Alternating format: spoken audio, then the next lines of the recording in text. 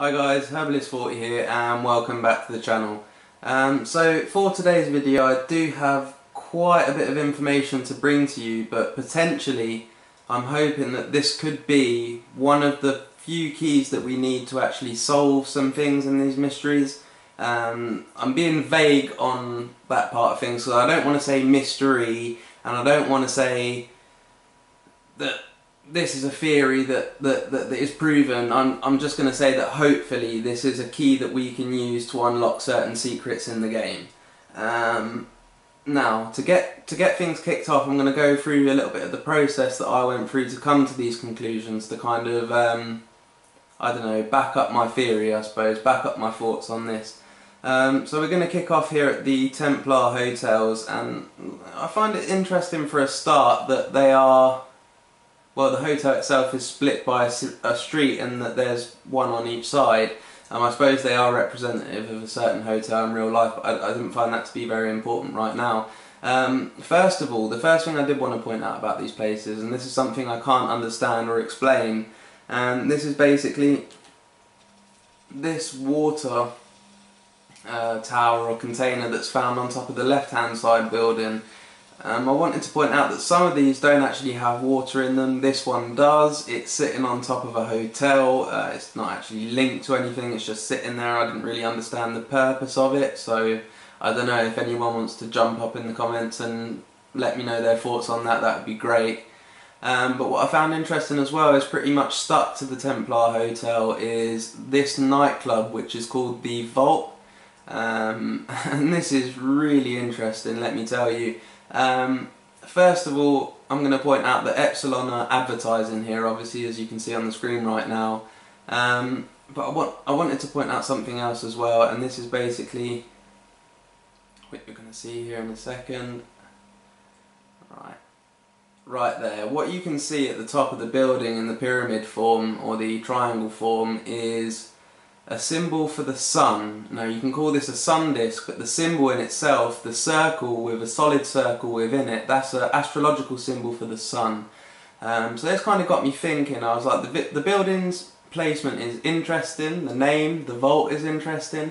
I wondered what else I could make of this, and it took me quite a while to hook onto it, and what I want to move on to next over here is the signs on the side of the vault that basically are advertising here. As you can see, they're advertising Thursdays and Fridays at the vault, DJ sets or whatever you want to call them. And astrologically, what I already knew is that Thursday and Friday can be considered planets. I'm not going to go into too much detail now because that is the second part of the video, and that's kind of the key to this whole thing. But basically, just to keep things simple, Thursday is Jupiter and Friday is Venus. Astrologically speaking, that makes a lot of sense, and as I said, we will be getting to that in just a second.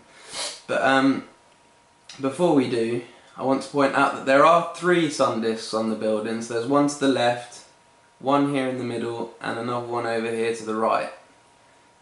Also, what's interesting is this is better seen from a bird's eye point of view, but here. Now, this is not a light reflection from anything on the outside, this is on the inside, and what I think it represents is sunrise, oh, gone a bit far back there, sunrise and sunset.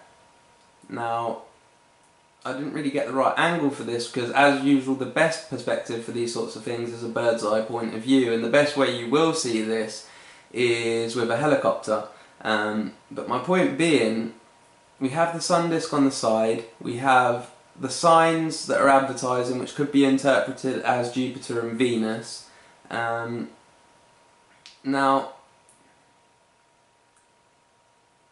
I did get bothered by police here, and I did carry that out. I did the full shootout, stood there all night, nothing particularly special happened, as I'm sure you can all imagine. But for the next part, we're going to jump to my phone, and I'm going to show you the colours of the building and what they look like inverted, and what to me a bit of the deeper symbolism about this building really is. So just give me a second, we'll jump to my phone. Right, so I've now got my phone set up on my TV screen and I've inverted the colours on my phone. So basically I'm going to be able to show you the real colours of the building that we actually see with our own eyes, and we'll zoom in on that now. And as you can see that we have gold and blue, and I want to point out that the gold lights are all pointing upwards and that the blue lights are all pointing downwards, and this to me is an indication of sunrise and sunset, just like you can see the yellow ball there from the perspective we're in now, the yellow light inside the mirror, the window up there. It looks a lot clearer, and this is all symbolic of sunrise and sunset, okay? And just to kind of prove another point on this, what you're looking at now is actually my phone screen itself, and you can see that the upper light, well, the lights going upwards which were gold are now blue, and that the lights that were blue and going downwards are now red. And this is another symbol. By inverting the colours, this is another metaphor as to good and evil as far as I'm concerned. So sorry about the close-up on the voice there. Right, now pretty much what all of this has been building up to is a hell of a lot of research that I've broken down into something as simple as I could possibly make it. So we're going to now jump to a little bit of research of mine. So this is where things start to get a little bit interesting. I hope you can all see what I'm filming here, but in any case I'm going to go over it with you while I'm at it, because it's going to allow me to, one, not get lost, and two, make it as clear as possible.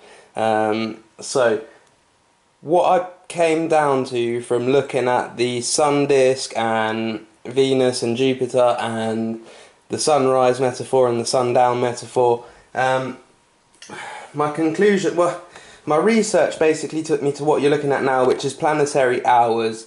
And I'm just going to go ahead and go through it. And basically, as it says here, it's an ancient system in which one of the 7 classical planets rules over each day. Now it rules over several different hours of the day as well. The planet that rules the day. It's fairly complicated, let me tell you. Yet simple at the same time. Now, second of all, what's interesting to point out, it comes from Hellenistic astrology. And that was especially practiced in Egypt, okay, ancient Egypt. Now, to understand planetary hours, you need to know about the Chaldean sequence. Now, to my knowledge, this was hard to track down, but I think this is actually the origin of the 24-hour day and the 7 days of the week. It's important to note as well that obviously when applying this system, the day is based on sunrise and sunset, not on 60-minute hours. So to put it simply, when using this system, it could land on 35 minutes past 1, and that would be 1 hour of the day, from like 35 minutes past 2 to 35 minutes past 1. Now that's not really too important, because the hours in the game are a little bit too short to be playing around with. However, the days themselves are just long enough to start getting things done and apply this system to the game itself. Now, what I want you to look at here is, this is basically the Chaldean order itself, and it goes Saturn, Jupiter, Mars, Sun, Venus, Mercury and Moon. What you can see there as well, I'll zoom in on those, is the symbols that represent these planets astrologically. And as you can see, the Sun is a circle with a solid circle within it. Now, the list here is based on an order which basically depicts the planets from the slowest to fastest moving as they appear in the night sky, and the furthest to nearest on the planetary spheres model. So basically on the planetary sphere model, in the middle you're going to have the Sun, which is the centre of our solar system, the Sun, and the other planets aligned in circles around the Sun from nearest to furthest, and this is the order that we're going to apply here. Now, to make things semi-understandable, I put myself through quite a bit of trouble to actually make this chart. And what you're looking at here on the chart, basically, here you have the hours of the day, so there's 24 of those, and here you have the 7 days of the week. Now, I'm going to do my best to try and explain how the chill datum system applies in creating the 24 hours of the day, and how it applies then by creating the 7 days of the week, and which, simply put, explains to us which day is ruled by which planet rules which hours of each day. So, simply put, if we take here day 1, and we use the Sun for day 1, hour 1, okay, and we apply the chill day in order, so Sun, Venus, Mercury, Moon, Saturn, Jupiter, Mars, you get the Sun again. You apply the same order, and you get the Sun, and again, you get the Sun. So the Sun basically rules over 4 hours of its day, which is Sunday, okay, so that's pretty simple to bear in mind. Now, once you reach the bottom and you hit the 24th hour, so it's the same sequence again, you continue it, the Sun, Venus, Mercury, but this time you've hit the 24th hour, so you switch to day 2, and the first hour of day 2 is then going to be the Moon, Monday, okay? You apply the same order, you can see that the Moon is going to have 4 hours that it rules in the day, and so forth. Mars is Tuesday, Wednesday is Mercury, Thursday is Jupiter, Friday is Venus, and Saturday is Saturn. And as you can see here, once you get to the bottom, you're back to the Sun. So you're going from Saturday back to Sunday. And thus you have the 24 hours of the day and the 7 days of the week. And also the planets that were attributed to each day of the week. Now, for some of you, I know this isn't going to seem quite that important, but what I'm hoping is a lot of you who are developing theories based on timing in the game, based on religion in general, this is going to be a major tool, a major key in understanding further what it is you're building up to. Because there's a main problem we have with the symbolism in this game, and it is that the symbolism includes pretty much every religion and every belief that Rockstar could lay their hands on. And all this time I've been trying to think up of a link that ties all these beliefs into one spot, that you can kind of make sense out of them, that aren't torn apart by different opinions.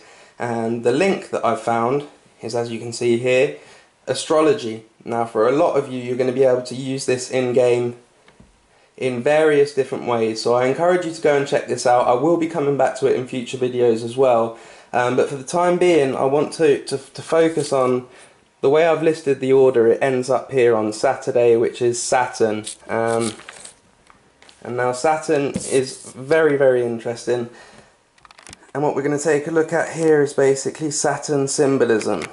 If I can get the camera set right, there we go. So Saturn symbolism, why is it related to Satanism? That's a question I asked myself.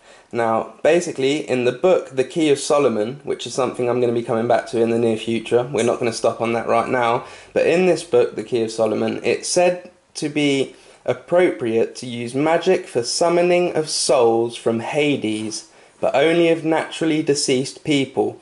Now, this basically, during the hours and the day of Saturn, so during Saturday and the 4 hours which are ruled by Saturn on Saturday,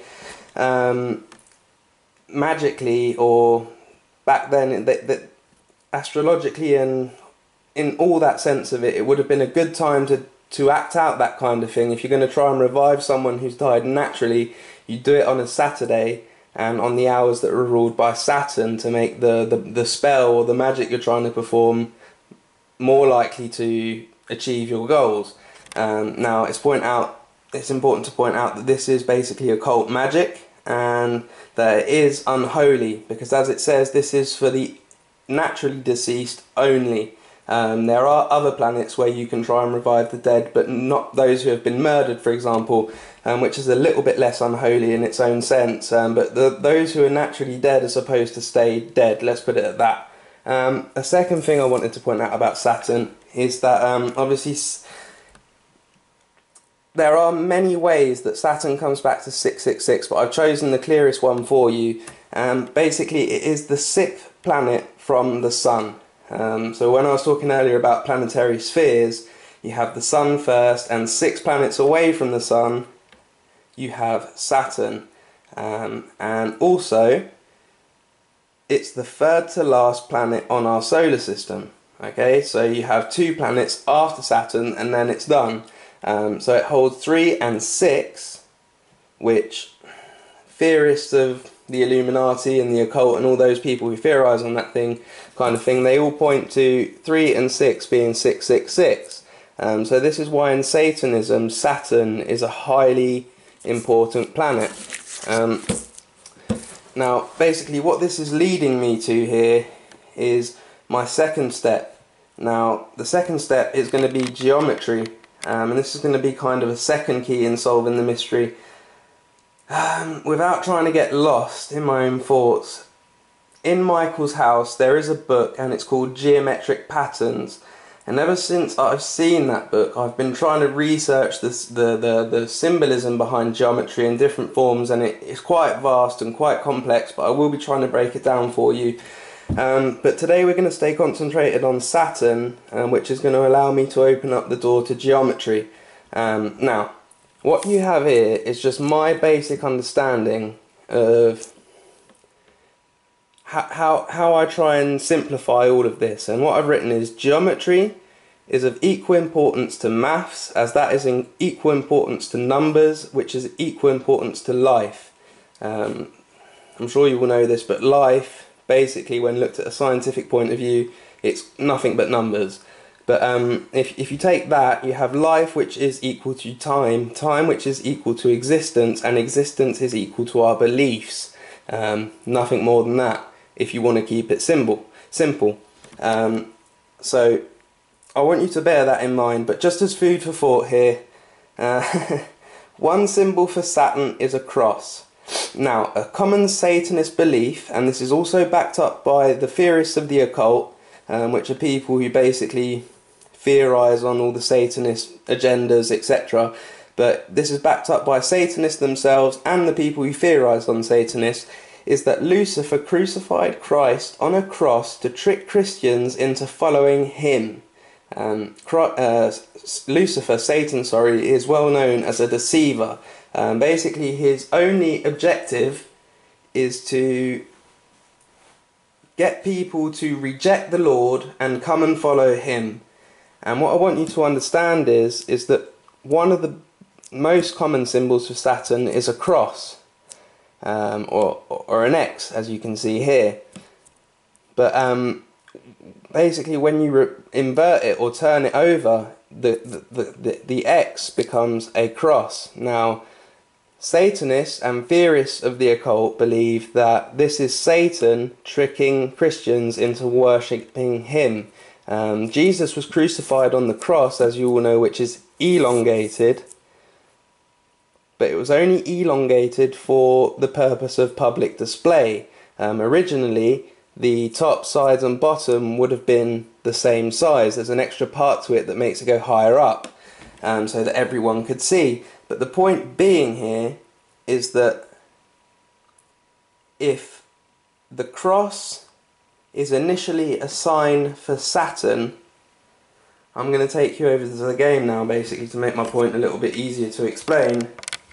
But if the cross is a sign for Saturn, and to my knowledge, what you're looking at now is the cross that we have in game that everyone speculated as being many different things. Some say it's Ursula's mother. Ursula mentioned she killed her mum. Some say it's John Marston's grave, which that one I think has been debunked pretty much, because John Marston was buried alongside other people.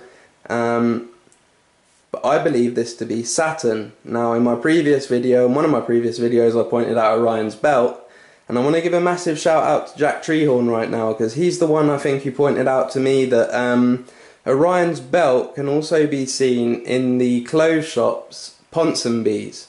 So the 3 Ponsonbys that you can find on the map also form Orion's belt. To me, I think that's just a duality. I think that Saturn can be found here under the form of this cross on the mountain. I think this is symbolising Saturn. But I also believe, like Orion's belt, that there is a duality to that existing in the city. And I think Wispy Woods, when he comes to it, will bring the duality of Saturn in the city up. I'm going to leave that to him. But my major point being here is that if we can actually start to locate areas as being referenced as literally the stars, we can start planning out with the Chaldean sequence, we can start attributing that to certain people's theories. Now, I'm really trying not to get you lost in this, but I know for a fact that the people who are researching time, who are trying to plan out good and bad moments to do things in the game, this is going to be a major key in helping at least understand whether your theory is right or wrong. Now, as usual, I do like to leave you guys on an open door, so just to calm down a little bit on all the confusion, I'm going to switch here to, yeah, it is this one. Right, what we're looking at now is Franklin. And this is another massive shout out to Jack Treehorn, because he pointed out to me that the cap you're looking at now basically is a Perseus baseball cap. Now only Franklin can have this cap, and I do want to point out that Perseus was the one who killed Medusa. Now that's a story for another day, but I am going to give a massive shout out to Jack Treehorn on that one, who I spoke to this guy the other day and we came to some amazing conclusions in a very short amount of time. As far as I know, he might be firing up his GTA YouTube videos pretty soon, so when he does, I'll be sure to send you guys his way. But in the meantime, thank you for all this, buddy. A lot of things that we're talking about now I discussed with him earlier. Right, but as I said, I like to leave you with a couple things I'm not too sure of, so I'd like to point out here for a start, like Jack Treehorn showed me, Franklin has a baseball cap with Perseus on it, and he's the only one who can have this cap, and Perseus, as I said, is the one who killed Medusa in Greek mythology. But moving on, what you're looking at now, I'm not sure if it's quite clear for you, but what you're looking at is basically the words Jonathan Constantine. Now, this is off a signpost in the game. Me and Wispy Woods were online the other day and we came across this. Now, I was pointing out the signpost to him, trying to put a point of view across, and whilst I was doing that, he pointed out the name Jonathan Constantine. Now, as far as I know, this is something, again, that has never been found. It has never been brought up. I did a little bit of research on it. I couldn't find any results. This is on a signpost in the game. I'm not going to show you which one just yet, because this is actually going to be followed up by Wispy Woods as well. I just want to point out that Jonathan Constantine is a man who, put simply, knew his soul was damned to hell, and during the life he had left, he tried to redeem himself and use his last efforts in the will of good. That's all I'm going to say. All I'm going to say on the subject. But I just wanted to point out that obviously me and Wispy found this. This has never been found before in the game, as far as I know, and this is something very important as far as I'm concerned. But I will let Wispy Woods follow up on that one. I am sorry if there was any confusion in the video. I know it's not 100% clear, but slowly but surely I am starting to link a lot of things together. Now, again, if any of you lot have any questions, any inquiries about anything I might have said, if you want to try and, I don't know, if you want to have a constructive conversation on how you think I may be wrong about certain things, that's fine as well, don't hesitate. Just drop a comment in the box below, and as usual guys, until next time, take it easy and see ya.